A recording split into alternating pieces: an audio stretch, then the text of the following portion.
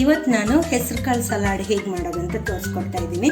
ಸಾಮಾನ್ಯವಾಗಿ ಎಲ್ಲರೂ ಹೆಸರು ಕಾಳು ಹಸಿ ಅಥವಾ ಮೊಳಕೆ ಬರಿಸಿ ಮಾಡ್ತಾರೆ, ಆದರೆ ನಾನಿವತ್ತು ಹೆಸರು ಕಾಳನ್ನು ಬೇಯಿಸಿ ಸಲಾಡ್ ಮಾಡ್ತಾ ಇದ್ದೀನಿ.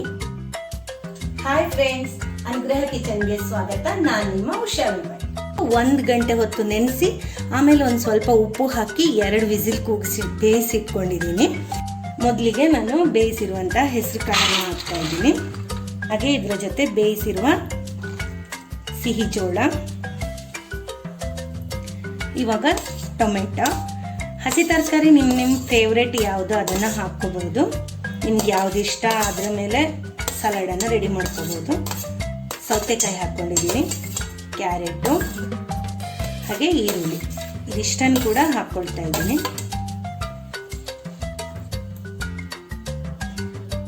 ಹೆಸರು ಕಾಳಿಗೆ ಉಪ್ಪು ಹಾಕಿರೋದ್ರಿಂದ ಒಂದು ಸ್ವಲ್ಪ ಉಪ್ಪು ಹಾಕಿದರೆ ಸಾಕಾಗುತ್ತೆ. ಇವಾಗ ಜಾಸ್ತಿ ಹಾಕೋದು ಬೇಡ. ಹಾಗೆ ಒಂದು ಸ್ವಲ್ಪ ಕೊತ್ತಂಬರಿ ಸೊಪ್ಪು, ಹಾಗೆ ಒಂದು ಸ್ವಲ್ಪ ಲಿಂಬೆ ರಸ,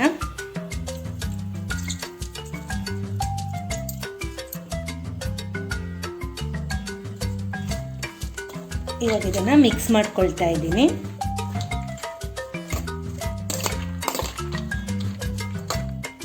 ಹೀಗೂ ಮಾಡ್ಬೋದು ಅಥವಾ ಹೀಗೂ ಮಾಡ್ಬೋದು.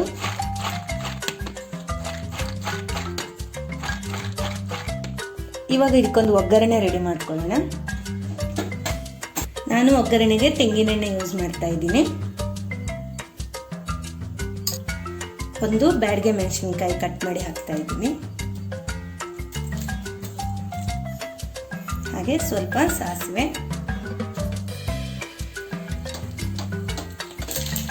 ಚಟಪಟ ಹೇಳ್ತಾ ಇದೆ ಅಲ್ವಾ. ಇವಾಗ ಹಸಿಮೆಣಸು ಹಾಕ್ಕೊಳ್ತಾ ಇದ್ದೀನಿ.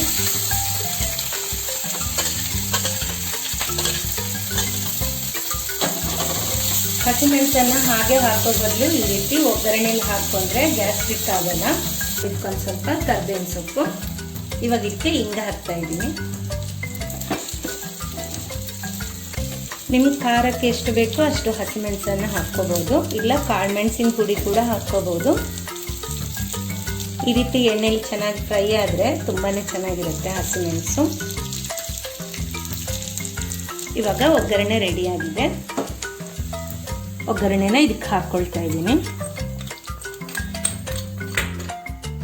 ಇವಾಗ ಇದನ್ನು ಮತ್ತೊಮ್ಮೆ ಮಿಕ್ಸ್ ಮಾಡ್ಕೋಬೇಕು.